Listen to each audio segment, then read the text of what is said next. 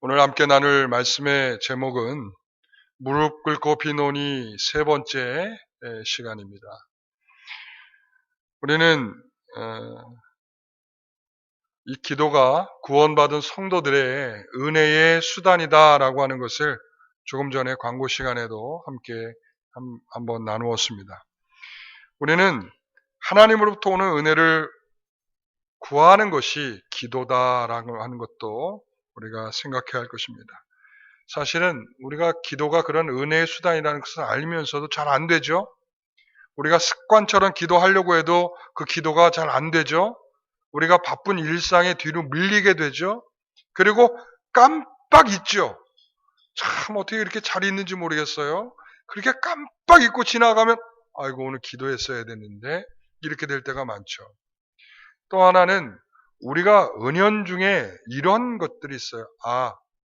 요행이구나 이렇게 생각하고 운이 좋았구나 이런 생각을 합니다. 아유 너 운이 좋은 거야. 우리 이런 말 많이 하죠. 사실 운이 좋았다라고 하는 것은 우리 기독교인들이 표현할 일이 아닙니다. 우리는 어쩌다가 피한 일이 아니라 어쩌다 그냥 운이 좋아서 피한 일이 아니라 하나님께서 우리에게 대한 섭리와 관심과 사랑 때문에 우리가 하나님께서 지켜주신 일이라고 하는 그러한 믿음의 고백이 필요한 줄 압니다. 여러분, 그래서 기도하는 것과 기도하지 않는 것의 가장 큰 차이는 뭔가 하면 모든 것이 그냥 우연처럼 되는 것으로 생각하게 되는 것이 기도가 없는 경우입니다. 그러나 기도를 하게 된다는 것은 모든 것이 하나님의 뜻이 있구나, 하나님 내주신 결과구나, 기도한 그런 뜻이구나 라고 하는 것으로 우리가 받게 되는 것이죠. 여러분, 바쁜 일상에도 기도하는 것은 우리의 현실을 주관하시는 하나님을 믿기 때문인 것입니다. 우리는 바로 그런 거죠. 바울이 이렇게 바쁜 일상 속에서 바울이 얼마나 바빴겠습니까? 낮에는 전도하고 또 전도하다가 또 말씀을 전하다가 또 텐트 만들어서 또 팔다가 이렇게 바쁜 일상 속에서도 사도 바울은 항상 기도한단 말이죠. 그리고 지금처럼 기도할 수 있는 분위기가 아니죠. 감옥에 갇혀서 차디찬 감옥에서 모든 것이 다 음침하고 기도할 분위기가 전혀 잡히지 않는 그러한 감옥에서도 이 에베소 교회 성도들에게 편지를 쓰면서도 그냥 바로 무릎을 꿇고 비노니 이렇게 되는 거죠. 기도가 굉장히 생활이고 기도가 그에게 끊임없이 있는 그런 일이라는 것을 이러한 그의 편지의 한 구절 속에서도 찾고 확인할 수 있단 말이죠. 자, 우리가 지금 이 사도 바울이 기도한 첫 번째 기도 뭐였어요? 너의 속사람이 강건하기를 원한다. 이거였었죠. 우리가 첫 번째 그거였는데 너의 속사람이 강건하기를 원한다. 그러면서 이 문장이 사실은 굉장히 긴 문장이에요. 우리는 그냥 이 한글이라 이 문장이 이미 다 끝났을 거로 생각되는데 이 헬라어에서는 이 분사 구문이라고 그래가지고 이걸 계속 이어서 끝까지 붙여가는 문장으로 사용하고 있어요. 그래서 어떻게 된 거냐면 나는 기도한다라고 하는 이러한 큰 주어와 동사 사이에 굉장히 여러 내용을 담고 있는데 그게 뭐냐면 첫 번째 성령으로 말미암아 너희의 속사람이 강건하기를 원한다. 그리고 두 번째는 뭐냐면 믿음으로 말미암아 너희의 마음에 계시기를 원한다. 그리스도께서 너희 마음에 계시기를 원한다.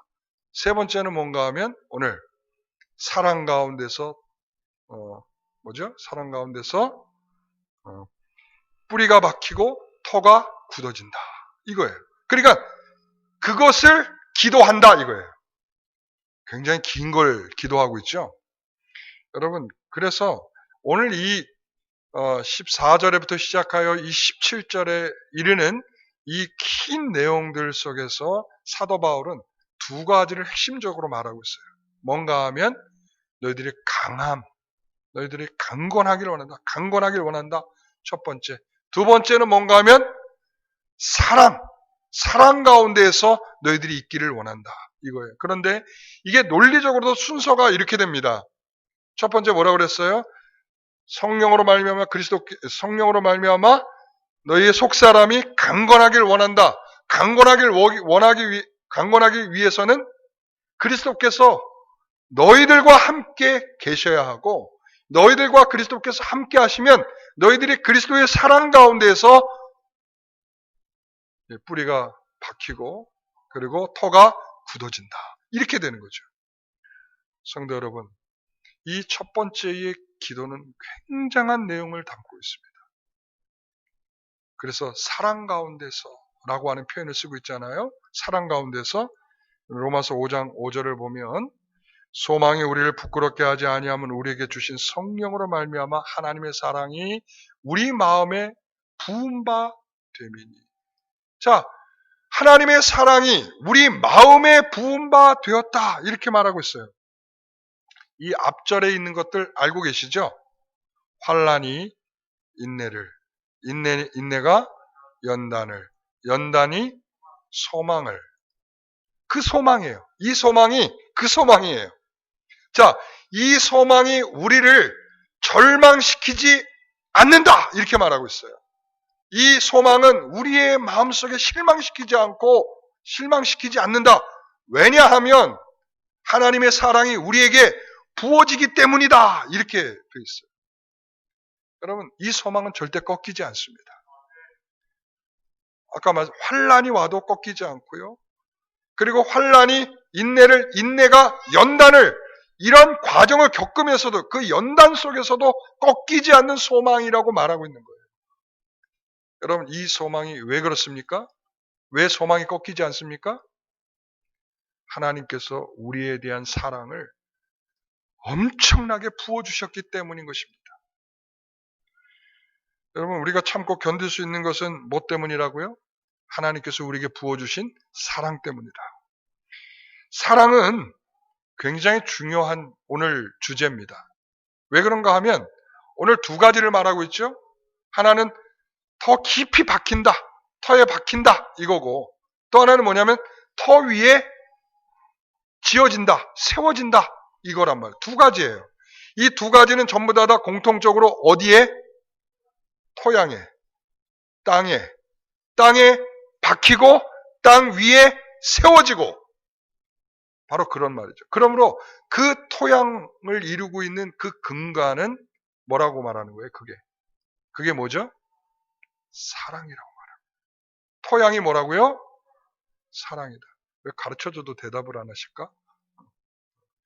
가르쳐 드렸는데 몰랐을 땐 어쩔 수 없다 치는데, 자, 여러분, 이 사도 바울의 이 기도에 있어서 사랑 가운데에서는 그 중요한 토양을 이루게 하는 것이라는 것이죠. 토양은 이렇습니다. 에베소 5장 1절 2절의 말씀을 보게 되면 이렇습니다. 그러므로 사랑을 받은 자녀같이 너희는 하나님을 본받는 자가 되고 그리스도께서 너희를 사랑하신 것 같이 너희도 사랑 가운데서 행하라. 그는 우리를 위하여 자신을 버리사 향기로운 제물과 희생제물로 하나님께 드리셨느니라. 너희는 하나님을 본받는 자가 되라. 이렇게 말하고 있어요. 그리스도께서 너희를 사랑하신 것 같이 너희도 사랑 가운데서 행하라 라고 말하고 있어요. 그 사랑은 여러분 우리가 흉내나 낼 수 있는 사랑이겠습니까? 그렇죠. 그런데 뭐라고 말해요? 그것을 이미테이션 하라. 그것을 닮아가라. 흉내를 내라. 이렇게 말해요. 똑같은 일치를 이룰 수 없어요. 그 사랑을 어떻게 우리가 감히 따라갈 수가 있겠습니까? 그렇기 때문에 여기서도 뭐라고 흉내를 내라는 거예요. 흉내를. 그리스도의 사랑이 우리가 흉내를 내고 그것을 닮아가서 그것을 통하여 우리가 행동하라. 이렇게 말하고 있어요. 여러분, 주께서 우리를 위해서 희생하신 사랑입니다. 자기를 희생하신 사랑입니다. 자기를 제물처럼 하나님께 드린 사랑입니다. 여러분, 이걸 어떻게 우리가 따라갈 수 있겠습니까? 그래서 우리는 사실은 이런 사랑을 행한다라고 하는 것은 우리가 여기에 대한 전적인 경험이 있어야 돼요. 하나님이 나를 정말 사랑하는구나. 그래서 많은 주석가들은 이 본문을 해석을 하면서 이 사랑을 말하면서 두 가지의 이야기를 해요. 뭐냐면 하나는 지식이 있어야 된다. 거기에 대한 하나님 우리를 사랑하는 것에 대한 지식이 있어야 된다. 또 하나는 뭐냐면 경험이 있어야 된다. 그러니까 지식만 가지고 우리가 그거를 흉내낼 수 있는가? 없다는 거예요. 왜 그런가 하면 그 사랑을 내가 어떻게 받았는지, 그분이 나를 위해서 죽으신 것이 어떤 사랑인지, 그분이 나를 위해서 흘리신 그 피가 어떤 의미인지를 내 깊이 경험하지 않고서는 그 사랑을 흉내낼 수 없다. 이런 거죠. 이런 말라기 2장에 가서 보게 되면 유다 사람들이 말이죠. 울고불고 난리가 났어요. 하나님, 우리가 하나님께 기꺼이 와가지고 이와 같이 제물을 드렸는데도 불구하고 왜 하나님은 이 제물을 받지 않으십니까? 너무나 야속하네요. 울고불고 난리가 났어요. 그때에 말라기 선지자는 뭐라고 말하냐면 이렇게 말하죠. 야, 너희가 거짓을 행하고 언약을 욕되게 하고 예루살렘에서 가증한 일을 행하고 하나님께서 사랑하시는 성결을 욕되게 했는데 받을 수 있겠냐? 우리는 아마 이와 비슷한 생각을 할 수도 있어요. 우리가 어떤 행위를 한 거, 그것을 굉장히 중요하다라고 생각을 해요. 지금 예배하고 있는 거 정말 중요하다고 생각을 해요. 근데 그 밑바닥에 뭐 있냐라고 묻는 거죠. 그 밑바닥에. 그 동기가 뭐냐고 묻는 거예요. 지금 예배를 드리는 동기가 뭐냐 이거예요. 봉사하는 동기가 뭐냐 이거예요. 그리고 하나님께 찬양하고 있는 동기가 뭐냐는 거예요. 예? 하나님께 헌금을 드린 동기가 뭐냐는 거예요. 하나님을 사랑하기 때문입니까? 우리가 그 사랑을 경험했기 때문입니까? 그 사랑 때문에 내가 뿌리가 내려가서 그 사랑으로부터 공급받아 나오는 행동입니까?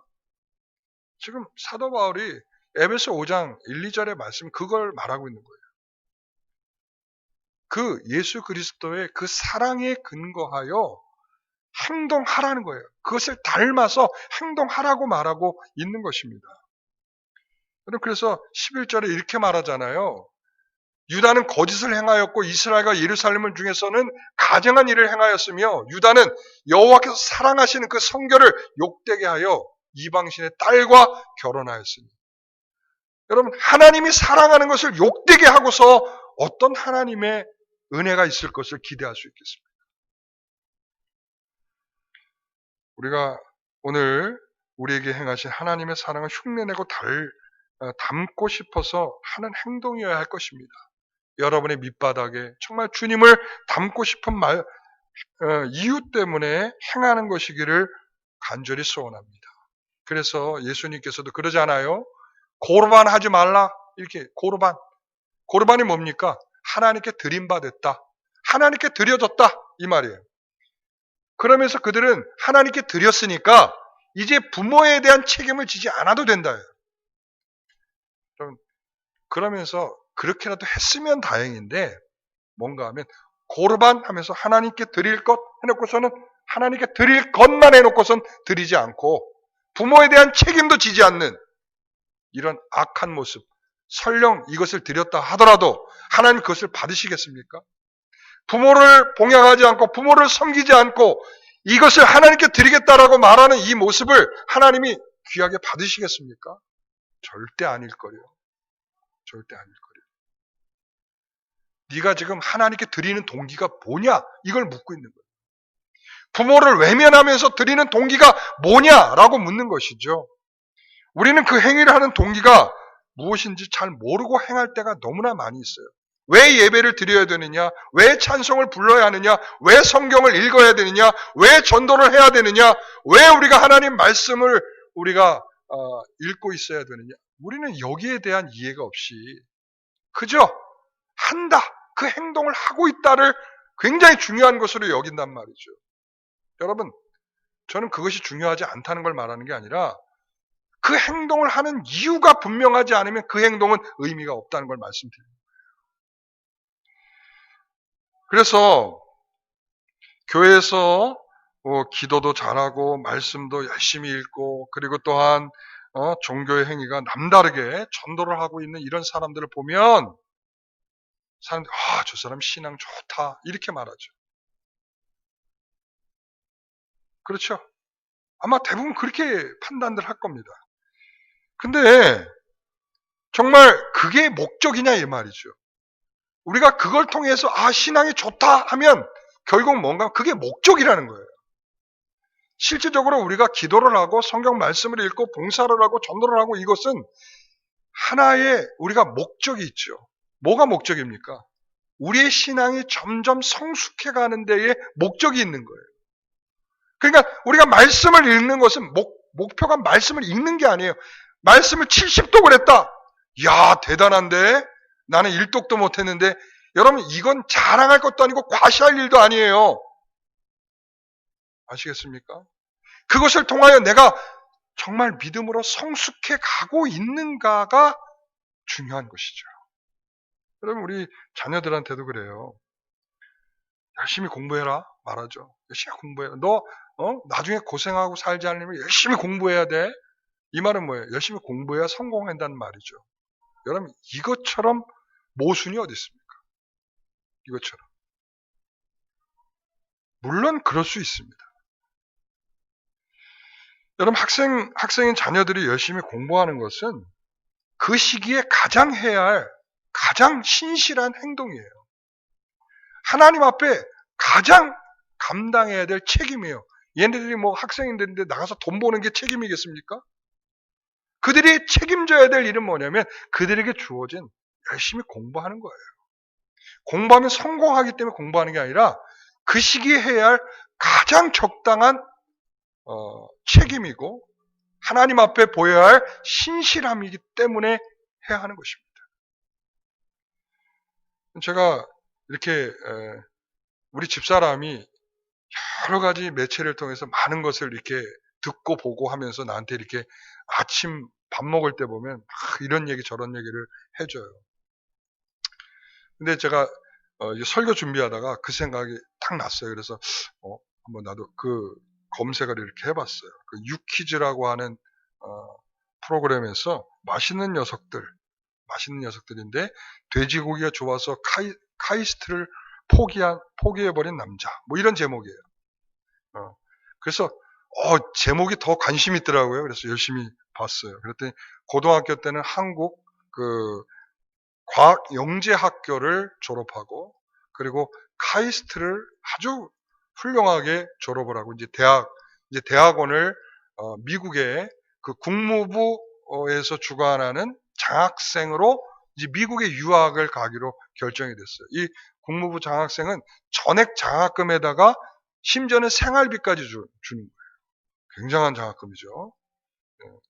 그럼 미국 대학원 등록금이 얼마인지 모르시죠? 어마어마합니다, 가격이. 우리 한국보다 더 어마어마합니다. 근데 그것을 이제 미국으로 유학을 가려고 준비하고 있는 과정에서 이제 돼지고기를 굉장히 좋아했나 봐요. 근데 주변에 있는 사람들 너 미국에 가면 돼지고기 값이 비싸다 이 말을 듣고서는 가기 전에 계속 돼지고기만 열심히 먹은 거예요. 그것도 하루 세 끼.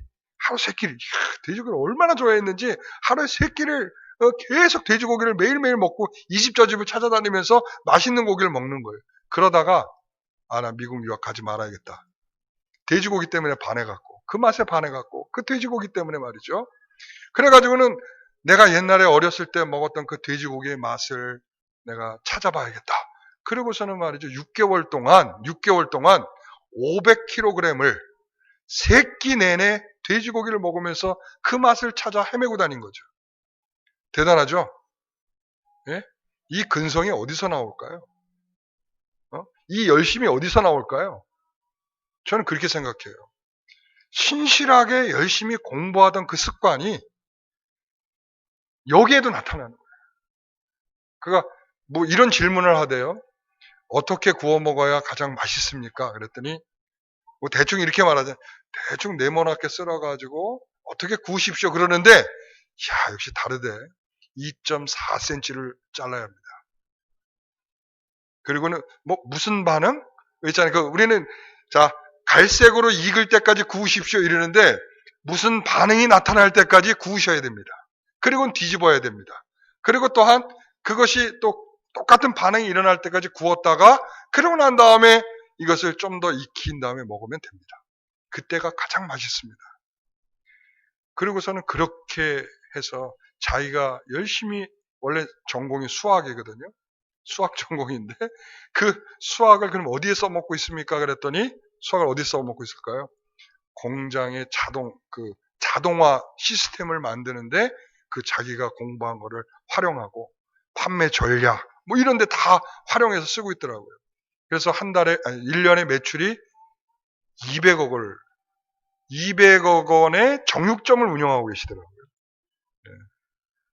그러니까 저는 이 성공을 말하려는 것이 아니라 저는 그가 그렇게 6개월 동안 500kg의 이 돼지고기를 먹어가면서 그 연구하고 있는 그 모습이 이야, 대단하다 이 생각이 들었어요. 여러분 그렇습니다. 우리가 하는 신앙의 행위는 이런 것입니다. 하나님 앞에 더욱 신실하고자 오늘 성경을 읽고 있는 것이고 우리가 오늘도 조용히 기도하고 있는 것입니다. 그리고 우리가 주어진 자리에서 봉사도 하는 것이고요. 그러니까 그것이 목적이 아니고요. 그것을 통하여 우리가 하나님의 더욱 거룩한 성도로 성숙하는 것이죠. 하나님의 사랑을 입은 자로서의 그 사랑이 그 받은 것에 대한 감사로 우리가 행동으로 나타나게 되는 것이죠.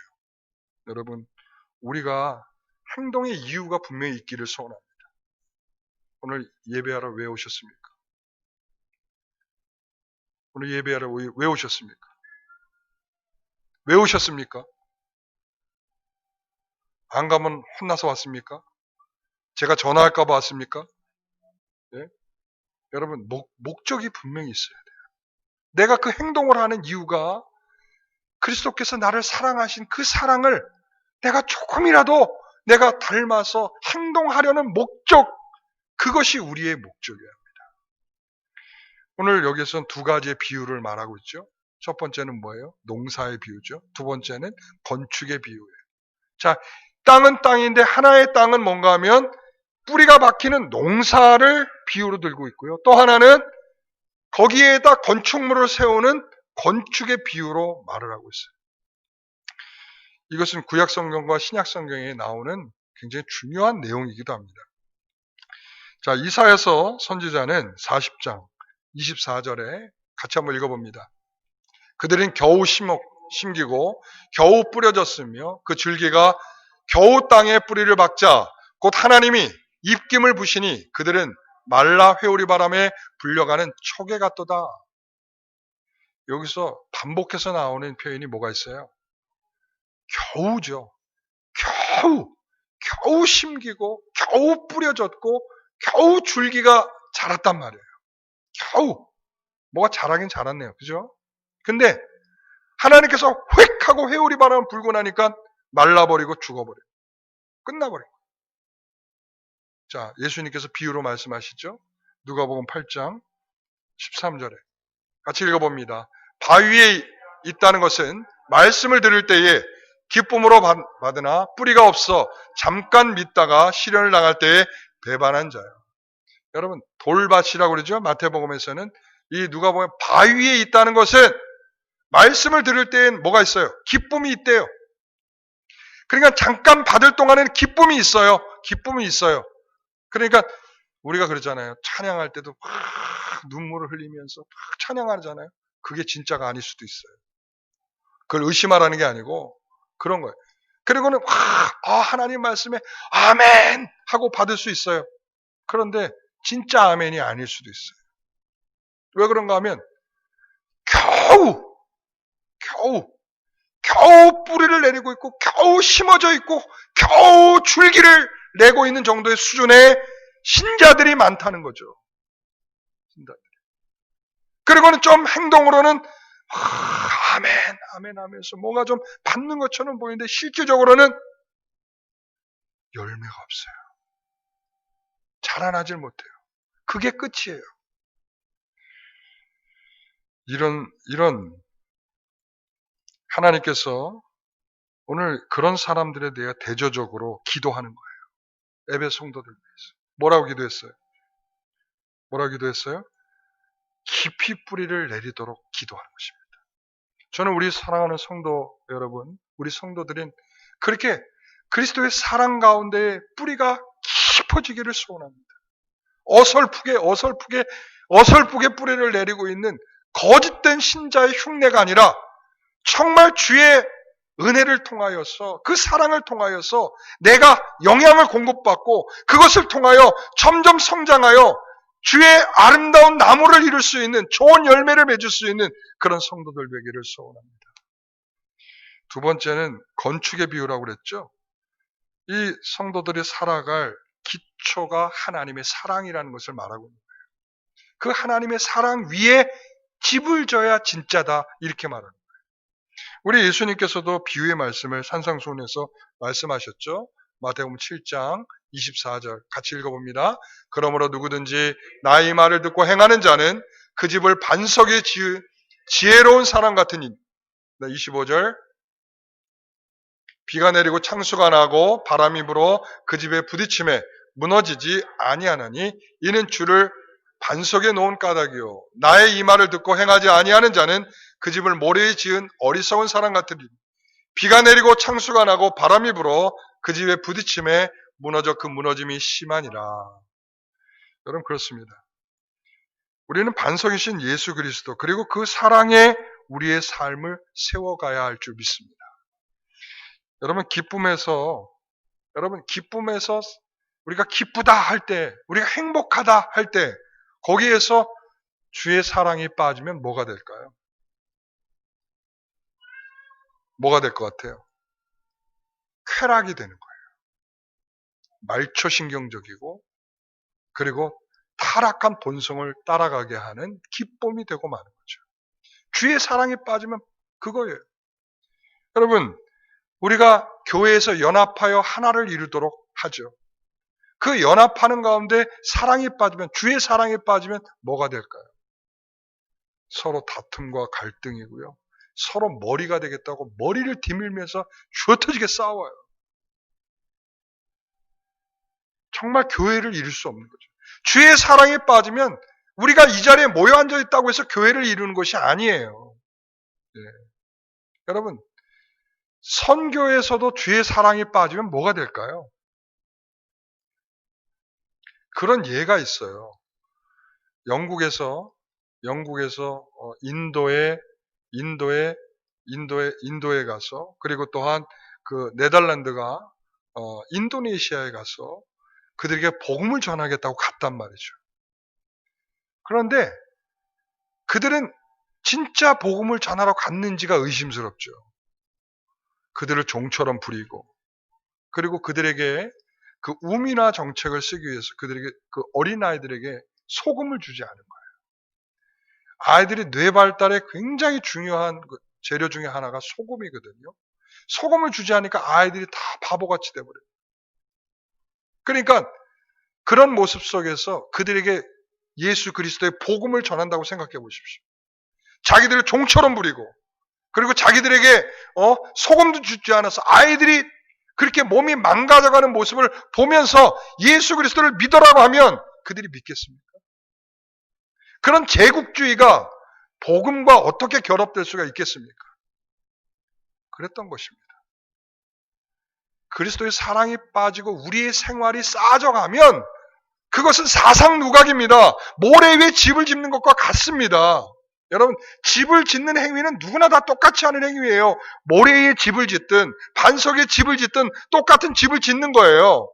그러나 어디 위에다 집을 졌느냐예요. 우리가 그리스도의 사랑의 기초를 두고 그 위에 집을 졌다면 그 집은 점점 아름다운 집이 될 것입니다. 우리의 삶이 말이죠. 그러나 모래 위에 그렇게 집을 졌다면 이기지 못하고 뭐에 이기지 못해요? 주변의 환경과 상황에 이기지 못합니다. 비가 옵니다. 바람이 붑니다. 이기지 못하고 무너지고 맙니다. 왜 우리가 신앙생활하다가 중간에 좌초되는 신자들이 이렇게 많을까요? 집을 잘못 짓고 있다는 거예요. 우리는 행위만 그동안 강조했어요. 열심히 져. 열심히 해야지. 열심히. 어디에 짓는지 상관하지 않고 어디에 짓는지를 말해주지 않고 열심히 지라고 우리는 말해줬죠. 언제 무너질지도 모르는 집들 짓고 있는 것이죠. 사랑하는 성도 여러분, 그래서 오늘 이 말씀이 얼마나 중요한 말씀인지, 얼마나 중요한 기도인지를 알게 하는 거죠. 사랑 가운데서 뿌리가 박혀지고, 그리고 더 어떻게 된다고요? 뒷말이 이렇게 안 붙지 오늘. 그거죠. 17절에 뿌리가 박히고 터가 굳어졌어. 이 기도가 얼마나 중요한 기도로 우리에게 다가오는지 모릅니다. 사도 바울은 그렇게 해서 무릎을 꿇고 이것을 위하여, 성도들을 위하여 기도하고 있다는 거죠. 여러분, 그냥 잘 되게 해주십시오. 나 이거 이루게 해주십시오. 여러분, 이런 기도가 아니에요. 이런 기도가 아니에요. 우리의 속사람이 강건하여지고, 그리고 우리의 사랑 가운데서 우리의 삶이 건축되어져 가고, 그 사랑 가운데에서 우리가 영향을 받아 아름다운 행실의 열매를 맺는 그런 성도가 되게 하옵소서 라고 지금 사도 바울이 에베소 성도들을 위하여 기도하고 있단 말이죠. 오늘 우리의 기도가 그러하기를 소원합니다. 기도하겠습니다.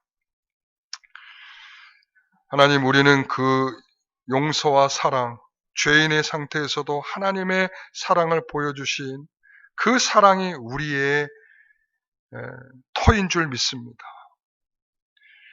우리 주님의 사랑은 긍휼이 풍성하신 하나님이 우리를 사랑하신 그 큰 사랑으로 인하여 허물과 죄로 죽은 우리를 그리스도와 함께 살리셨고, 또 함께 일으키시고 그리스도 예수 안에서 함께 하늘에 앉히신다라고 말씀하고 있습니다. 우리가 그 사랑을 외면한 채, 그 사랑을 통하여 이루지 않는 어떤 일도 그 일은 하나님 앞에 어떠한 의미도 없는 것이 될 것입니다. 사랑하는 하나님, 오늘 이 시간 우리 성도들의 마음속에 무엇을 하느냐보다 무엇 때문에 하고 있는가를 알게 하여 주옵소서. 주의 사랑이 우리를 덮었고 그 사랑이 우리를 하게 하고 있다는 우리의 믿음이 되게 하여 주옵소서. 예수님의 이름으로 기도하옵나이다. 아멘. 우리 먼저